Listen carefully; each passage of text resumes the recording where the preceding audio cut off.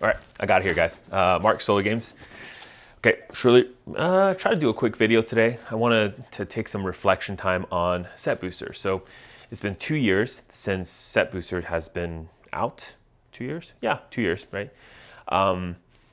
And let's talk about it. So the first Set Booster that was ever made was Zendikar Rising. This is when they introduced the whole idea of set boosters. And it was about maybe a year after they had the idea of collector's booster. So remember, they had draft boosters. They introduced collector's booster in Throne of Eldraine.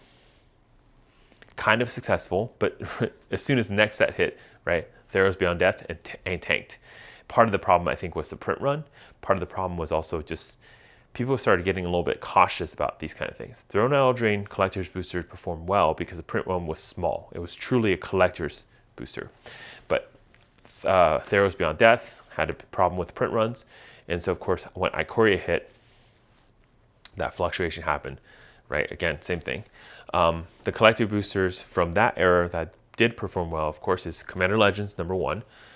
You're actually, surprisingly, Core Set 2021 and Throne of Eldraine. The other ones are kind of like on par with their growth. They're doing okay, but they're not great, right? Zendikar Rising, obviously the worst one, because right when Zendikar Rising introduced their set boosters, right? So Zendikar had draft, set, and collectors. It was the first set ever in Magic to have all three. And this is very, very pivotal. This is maybe why the collector's booster, which I would argue is actually really good in Zendikar Rising, actually couldn't hold their price. Part of the reason is because, well, they had the set booster. It was also available. It was there. It's driving a lot of cards into the market. Zendikar Rising also arguably had weak cards in the set. So the set just didn't feel as strong as previous Zendikar sets. So people felt like, hey, this is not as good of a set. And that's probably also what killed it. I think people may have been expecting fetch lands in Zendikar Rising. They didn't get it. So again, Wizards policy in general on fetches, they don't want to print it to standard because they don't want that kind of power level and that type of the shuffling, the tutoring, the slowing down of games for those. So that's mostly why they don't exist. But that's when set boosters were first introduced, and up until today, they've been around.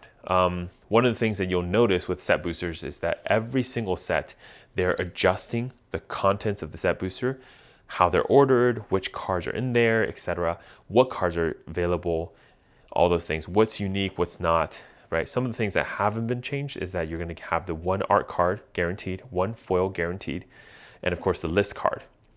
But what has changed is even the contents of the list, the specific cards and the ordering, how many rares do you get, what's the possibility, percentage, all those things have been kind of shifting as they go, right?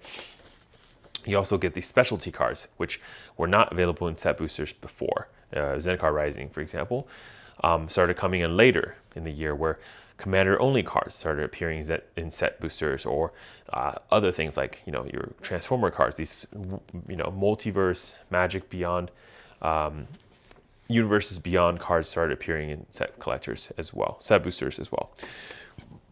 So 2 years have passed. What are some of the pros? Well, let's start with some of the positives, I think, right?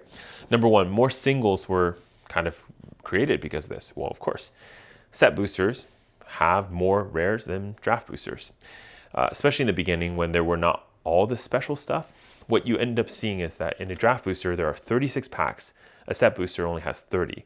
But because of the drop rates that are uniquely in the set boosters, you actually had a lot of chances to get 1, 2, 3, even sometimes 4 rares or mythic rares in a set booster. That's a pretty big deal, right? And that really drives more singles to come to the market. And this isn't just singles for the set, because later on what you started seeing was they were sending commander cards in there, exclusive cards in there. They were sending other just good cards there too. The list, for example, was one of these slots. So it was helping with the singles market, not just for your standard or pioneer formats, but also for eternal formats like commander, older formats like vintage. Even technically, there's some singles that were printed for those in the list slot. Definitely commander for the eternal formats, right? Now, the list slot was a big deal because this made opening set boosters actually financially worth it. Sometimes the list slot would have cards that are like 20, 30 bucks, 40, 50 bucks. I remember pulling Snapcaster Mages. So That's a big deal. When you pull a card that's $50 and you convert that, that's essentially half the set booster box in cost. So it's a pretty big deal that these cards exist. Now, of course, the more they print them, the less pricey they are. And obviously the $50 cards like Snapcaster Mages are going to be fairly rare because the list slot is already, you only get about 7 list cards per set booster box. It's about 1/3 of the packs, a little bit less than that actually. And in addition to that too, like it could be a card that's inconsequential. So there are definitely cards that are not worth it in the list slot. So it's not like if you hit a list card, it's obviously always going to be good or pricey. It's not true. Art cards are kind of cool. I think they are. I think they're cool if you put them in a binder, put them all together. They're kind of like, unique. I think in general, having a big print of the art cards are nice. The card stock is decent. So it's a fresh, idea. Art cards are not, they didn't first appear in Set Booster actually. The first set that had art cards was actually Modern Horizons 1. It was just kind of like a bonus thing that they were putting in there. I think a lot of players did like it, so they decided to start putting that into Set Boosters going forward. And there's only 81 art cards per set. I think that's pretty cool, and it's easily collectible, so that's nice. Set Boosters for me personally, or for a lot of stores, just has less common bulk, which is a big deal because that allows for stores who are opening just not have a bunch of cards that they have to essentially throw away, right? Not having all that extra cards, it's easier to sort as well, so that's pretty good. So that's why Set Boosters in these ways I think are very positive. So what are the cons with Set Boosters? Well, the first one is too many showcase cards, right? As soon as showcase became a thing, and booster fun or the fire design started becoming more kind of like the front and center for Magic, showcase cards were everywhere. Set Boosters had more of them, right? In general, most packs guarantee at least one. A lot of packs usually have 2, 3. I remember, sets where they were really bad is like Crimson Vow, Midnight Hunt, Brothers War actually in some ways is pretty bad with this too. But yeah, the showcase cards of the set, Dominaria, just there's too many of them, and they were pushing it too hard in Set Booster. So I don't really like that. Maybe people who don't like the artwork don't want to see it so often. The other thing is also, I think the showcase should truly be unique, rare, something fun. Make it difficult to get so that people can appreciate it when they do land one. I think if it's too readily available, like the foils, it makes it just feel not as cool. And because the way that Set Boosters work, they had like a uneven distribution. What I mean is like Set Boosters are usually themed. They say this for the common uncommon slots. So basically what you would see is like a similar theme. For example, in Baldur's Gate, the theme that was common that you'll see sometimes is gates. So you'll see like 3 or 4 gates all in the same row. Or diamonds. Sometimes I've had like 3 or 4 different diamonds in the common slot all in a row. And the idea here is that it's supposed to be it's a theme. So if you see one diamond, you're going to get all of them. The problem is that essentially with Set Boosters, by doing this, they make the distribution of the cards very uneven, right? And so you may have a ton of one card and a ton less for the other card. Now, the saving grace is that this only affects common uncommons. It does not affect the rares, so that's nice. But again, it's kind of annoying that this happens. This might be a positive for some, but for me it was negative. It's the commander only cards in Set Boosters. I think for me personally, I appreciate that Wizard is trying to design for commander. I think the way that I would like them to design for commander in a way that basically makes sure that commander cards are cards that they print into a standard set are balanced, that they can be used for commander and they're not going to be overpowered in commander. I think that's how you design for commander. Now, of course, if you design purely for commander, there are a lot more leeway for design, meaning you can design more powerful cards because they're going to be only available in one format. So that's nice, I guess. But one of the things I kind of hate about this is I just feel like there's been a flood of legendary creatures, commanders and commander only cards. And it's almost like, the creativity of commander was what I think is most fun about it. But what has happened is Wizards are basically saying, you should play this card because it's really good, right? And pushing these standards of play into Commander. Again, they have to print good cards, otherwise no one wants them. And so unfortunately what happens is that they print these good cards and now they become the common, the standard play format for Commander, and it drives a lot of the deck building towards these cards, and it just makes it kind of not fun, not unique. I want to see a lot of people play janky Commanders, and it's just less and less possible when they push more and more Commander cards into the set that's designed for Commander. The next con is kind of interesting.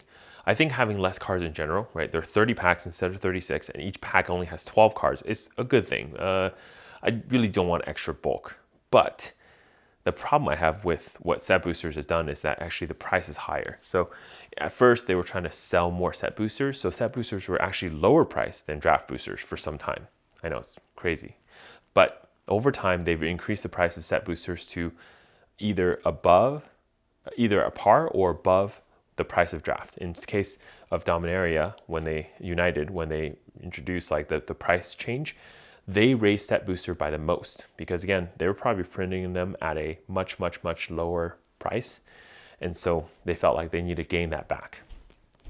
The other part of it too is Set Boosters does introduce more cards. So there's obviously more value in those cards. And so they have to be very careful about making sure that the value is worth it for the cards long term. And so this is one of those things where they have to make sure, again, because the value is higher, they have to charge higher because otherwise the EV is all out of whack and it makes people not want to open Draft Booster, for example, which they're already seeing some pressure on that side because, again, Set Boosters exist. I don't like foil in every box. I think the problem right now I have with all foils is that the quality is shit. And the quality is already bad, and now we just have more of it. So it really makes me not want these cards, right? And again, just in general, foils are so poor quality now, they are usually not tournament legal. So it's almost like taking a card out. So in some ways, I almost don't want that foil. I wish Wizard, and this is my comment, not just about Set Booster, but in general for everything, is make sure all the foils are higher quality and print less of them. Because it does cost them more money to actually make a foil. So make the foils better. Just make it higher quality. Make sure they don't bend and print less of them. I think it's kind of like easy solution there. Conclusion on Set Boosters. So I don't think the idea is bad. I think Set Boosters is a good idea. I think in general, it just needs to be executed a little bit better. Maybe the price should be adjusted down a little bit closer to Draft Boosters. So people just have a choice of like draft or set instead of draft being cheaper than set. It's kind of a weird point. I think Set Boosters are great for stores because they're good for opening for singles and they're fast. So you can open them, get the cards out, the rares, etc., the cards you need, and it's fast. I think my problem though with Set Boosters, I just don't want another product line. I think I already don't want collector's editions, right? Even though I feel like collectors are very important for the ecosystem of Magic to make sure that there are cards available. But at the same time, I just feel like having so many product lines really confuses everyone. And it's not healthy for the game to have so many weird, unique things. It's kind of how I feel. And then the other problem with Set Boosters is that it's driving Draft Boosters down in price, which feels really bad, right? Again, because Set Boosters exist, because the value is so there's really very few reasons to buy a Draft Booster other than to draft. So the demand for Draft Booster will continue to go down, and probably what's going to happen is supply for Draft Boosters will go down. So long term, I think Wizards is trying to and continue trying to print more Set Boosters and less draft booster, maybe potentially even just make Draft Boosters non-existent for the future. And lastly, the list. I think the list is a great way to reprint cards. I think it's actually a really viable option for the future. Now, the list has one big problem because it's kind of rare. Only 7 list cards per draft booster box Set booster box of 30 packs is a challenge. But the fact that the list exists, the fact that it can print cards into people's hand, reprints essentially, is great, right? And without having any big effect on the draft environment, without those kind of things. So that's excellent. But one of the things they have to change with the list is just make it better. I think it's important to make sure that when people hit a list card, it feels like they hit a kind of like a treasure, right? Because it's so rare. It's rare beyond a pack, similar like to a mythic rare. But the problem with the list is, well, you hit it and it's not that great. And this is a big problem. So I wish set boosters would have the list card, maybe even be more rare than it is currently, but have the list card all be good. The best example I can think of this is opening a set booster from Streets of New Capenna. In Streets of New Capenna, there's many things to not like potentially about that set, but the list card in that set is excellent. Normally the list is about 300 cards, and basically there's going to be the rarity in the list as well. So the most rare cards, the most expensive one usually, are going to be more rare, and the least expensive one most common. And again, 300 cards is quite a big card pool, because that's bigger than even a normal set. So the number of cards available in a list is very, very, large. What happened with Streets of New Capenna was actually the list card slot was drastically reduced. I think it was like 60 or 100 cards total. And all of them were rare or above. So, in their original print run rarities. And they were decent, right? And they also included the Stranger Things like reprint, right? So the whole like secret layer thing that was exclusive Stranger Things cards, but they reprinted it for Magic, so they're Magic versions of it, which did make sure that there are a lot of Stranger Things cards available in the market. So that's excellent. That's good too. That's exactly what people were asking for. Not have a exclusive card in secret layer that no longer exists. So all those things were great. But what happened with set boosters in there that was kind of negative was the fact that that was the only time. So after that set, they went back into the 300 card slot again. And you're going to be able to have to kind of filter through a lot of crappy set list cards before you can get to a good one. So at this point, it doesn't really matter what my opinions are. I think set boosters are here to stay, regardless of what I say. But at the same time, here's the thing. Here's the reality. Set boosters are not as bad as you think. I think they're great. In general, they're pretty good. They bring more cards available to the market. They help LGS because it makes it easier to kind of get singles and sort, etc. And it helps, again, just, even collectors who have unique game pieces they can get from the set boosters that are not available elsewhere, like the art cards and stuff like that. So I don't think the set boosters are bad. I don't want another product line. And I don't have an easy answer for how to make sure that there's less complicated number of products, but also, I don't know, where set boosters exist. So maybe there's no solution and I'm just griping about something I don't understand. Mark, Solar Games, see you later.